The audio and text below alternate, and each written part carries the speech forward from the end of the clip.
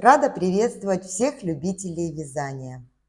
Для меня этот узор своего рода медитация, расслабление. Я беру спицы, пряжу, а дальше процесс идет сам собой, а я отдыхаю и наслаждаюсь результатом. Вот такие ассоциации у меня лично с этим узором. Вариантов узоров с листьями великое множество. Я для сегодняшнего видео выбрала вот такой более строгий вариант, который идеально подойдет для летних топов, футболок, платьев и сарафанов, легких свитерков и шалей. Пряжу можно использовать любой толщины. Спицы я бы рекомендовала брать по размеру такие, как рекомендует производитель, или немножко меньше, так как в этом узоре присутствуют скрещенные петельки, а вот с моей точки зрения они расслабленными смотрятся менее эффектно, нежели в плотном вязании. Этот образец я вязала из хлопка с кашемиром. Длина 280 метров в 100 граммах, и спицы были у меня номер 3,5. Вот так выглядит лицевая сторона этого узора. Если вязать от горловины, это будет смотреться вот таким образом. Тоже очень эффектно и интересно. Изнаночная сторона выглядит вот так. Раппорт данного узора составляет 16 петель в ширину и 16 рядов в высоту. Узор формируется только по лицевой стороне. Изнаночная сторона, четные ряды, вяжутся по рисунку. Для образца, который я буду провязывать вместе с вами, я набрала 19 петель, 16 это петли узора, 1 петля симметрии и 2 кромочные петли. Набирала я здесь, как и в своем образце, обычным способом. Далее я провязываю установочный ряд. Установочный ряд я провязываю по рисунку, так как здесь узор формируется с помощью лицевых и изнаночных петель, и чтобы вот здесь в начале не получалось некрасивого перехода, я провязываю установочный ряд.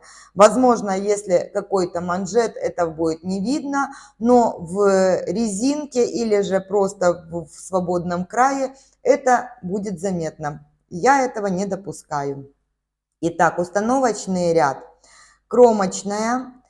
Первую петлю я провязываю.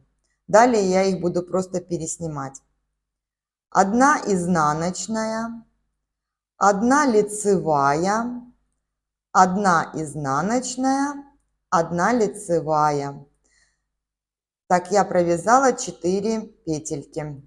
Далее идут изнаночные 5, 6, 7, 8, 9, 10, 11, 12 и 13. 14 я провязываю лицевой, 15 изнаночную и 16 также лицевой. Петля симметрии у меня будет изнаночная петля в изнаночном ряду и кромочная.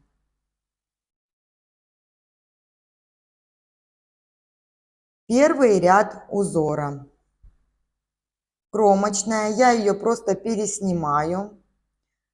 1 лицевая, накид, изнаночная, 1 лицевая скрещенная. В зависимости от того, как вы вяжете, вы просто смотрите, чтобы петелька лицевая у вас смотрела первой долькой на вас, как изнаночная, чтобы все вот здесь жгутики скрещенные смотрели в одну сторону. В моем случае я петлю меняю ее расположение и провязываю вот таким образом лицевой скрещенной. Далее идет изнаночная, 3 лицевые, 2, 3. Далее 3 вот эти петельки нужно провязать одной лицевой со второй центральной петлей. Для этого я переснимаю на правую спицу 2 первые петли, за работой поднимаю первую петельку, а перед работой у меня вторая. И я ее возвращаю на левую спицу уже первой. Вот таким образом я поменяла местами первую и вторую петли из этих трех. И далее провязываю их как 3 вместе одной лицевой петлей. Вот таким образом. Далее 3 лицевые, 1 изнаночная и лицевая скрещенная. Я меняю расположение и провязываю ее скрещенной петлей таким вот образом. 1 изнаночная, накид. Я закончила провязывать раппорт узора. 1 лицевая – это петля симметрии и кромочная. Второй ряд я провяжу вместе с вами, чтобы показать, как провязываются изнаночные скрещенные петли. А дальше все четные ряды я буду пропускать. Они вяжутся по тому же принципу, что и второй ряд. Итак, второй ряд. Кромочная, 1 изнаночная, накид я провязываю изнаночной. Скрещенная петля по всему узору будет идти между 2 лицевых с изнаночной стороны. И вы не запутаетесь и не провяжете ненужную петлю скрещенной. Итак, вот у меня лицевая, изнаночная, лицевая. Значит, вот эта изнаночная у меня будет скрещенная. Я провязываю лицевую. Изнаночная у меня расположена петля правильно, вот таким образом. Поэтому я ее провязываю вот так, скрещиваю вот таким способом. И далее вяжу по узору. Лицевая, 7 изнаночных, 4, 5, 6, 7. И вот снова лицевая, между ними изнаночная и лицевая. Значит, это изнаночная у меня будет скрещенная. Лицевая, изнаночная петля, еще раз покажу, смотрит первой долькой на меня. Поэтому я ее провязываю вот таким образом, я ее скрещиваю. Лицевая, накид я провязываю изнаночной петлей. Далее петля симметрии изнаночная и кромочная. В изнаночном ряду кромочную я провязываю изнаночной скрещенной. Третий ряд. Кромочная, 2 лицевые, накид, изнаночная, лицевая скрещенная. Я меняю расположение петли так, чтобы первая дужка смотрела на меня. И провязываю вот таким образом. Я ее скрещиваю. Изнаночная, 2 лицевые, 3 вместе со второй центральной петлей. Поступаю таким же образом, меняю первую и вторую петли местами, так, чтобы вторая петля при обороте их, при смене была перед работой. И провязываю все 3 петли лицевой. Далее 2 лицевые, изнаночная и лицевая скрещенная. Если вы вяжете по кругу или классикой, вам не нужно менять расположение петель. Петельки будут смотреться сразу правильно. Мне же удобнее вот такой способ вязания, поэтому перестраиваться не хочу. Хотя классика я тоже вяжу. Изнаночная, накид, 2 лицевые. Простите, 1 лицевая и 1 петля симметрии. И кромочная. Пятый ряд. Кромочная, я ее просто переснимаю. 3 лицевые, 2, 3, накид, изнаночная, лицевая скрещенная, изнаночная, 1 лицевая, 3 вместе лицевой со второй центральной петлей. И вот таким образом я провязываю. 1 лицевая, 1 изнаночная, 1 лицевая скрещенная, 1 изнаночная, накид, 2 лицевые. Это я провязала раппорт узора. Вы вяжете то количество, которое вам нужно. Ряд при поворотном вязании заканчивается 1 лицевой петлей симметрии и кромочной. В изнаночных рядах не забывайте, что изнаночная между лицевыми идет также скрещенная. 7 ряд. Кромочная, 4 лицевые, 1, 2, 3, 4. Накид, изнаночная, лицевая скрещенная, изнаночная, 3 вместе лицевой со второй центральной петлей. Вот таким образом я их поменяла местами и провязываю 1 петелькой. Изнаночная, лицевая скрещенная, изнаночная, накид, 3 лицевые. Это я провязала раппорт узора. 1 лицевая петля симметрии и кромочная. Я провязала 8 рядов узора. Вот смотрите, это скрещенная. Вот все дужки смотрят одинаково. За счет этого получается вот такая ровная косичка. Итак, 9 ряд вяжется точно так же, как и 1, только со смещением в пол раппорта. Также я вам здесь покажу, как начинается и заканчивается ряд, когда на схеме обозначение 3 вместе. Первая кромочная петля. Далее по схеме идет 3 вместе лицевой, но у нас нет накида, соответствующего убавлению 3 петли. Поэтому если в схеме 3 вместе со второй центральной петлей в начале ряда провязывается как 2 вместе с наклоном влево. Вот таким образом. В конце ряда будет наоборот. Итак, 2 вместе. Далее 3 лицевые, 2, 3.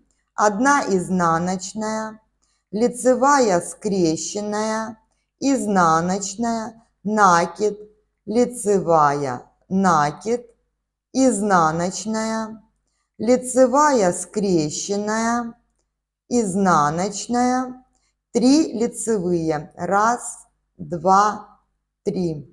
Далее вы вяжете 3 вместе вот таким же образом, как провязывали в первой половине раппорта.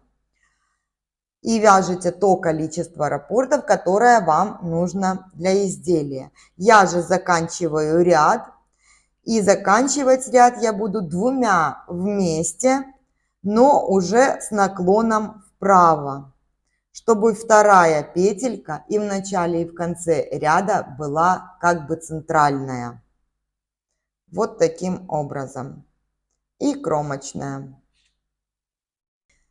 Когда в начале и в конце ряда вы провязываете 2 вместе таким образом, то при сшивании изделия вот эти 2 и следующие 2 вместе, они вот очень напоминают вот эти 3 вместе. И узор кажется цельным. Если же вы меняете направление, то в месте, где вы сшиваете, вот не получается эта косичка. Поэтому на этом иногда акцентирую внимание. Итак, 11 ряд. Кромочная. Начинаю я ряд с 2 вместе лицевой с наклоном влево. Далее 2 лицевые. Изнаночная. Лицевая скрещенная. Изнаночная. Накид. 3 лицевые. Накид, изнаночная, лицевая скрещенная, изнаночная, 2 лицевые. Далее вы вяжете 3 вместе со второй центральной петлей. Ряд заканчивается 2 вместе с наклоном вправо. И кромочная.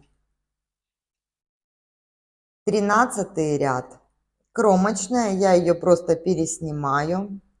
2 вместе лицевой с наклоном влево. В начале ряда вот таким образом провязываем. 1 лицевая, изнаночная, лицевая скрещенная, изнаночная, накид, 5 лицевых, 2, 3, 4, 5, накид, изнаночная, лицевая скрещенная, изнаночная, 1 лицевая. Далее вы вяжете 3 петли вместе, а ряд заканчиваете, как я, 2 вместе лицевой с наклоном вправо. И кромочная. 15 последний лицевой ряд раппорта узора.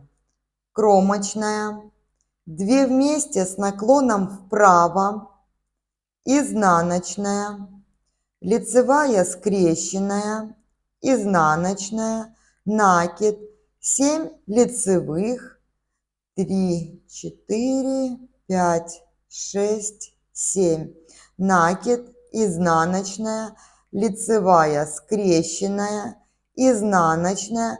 Далее вы вяжете 3 вместе со второй центральной петлей.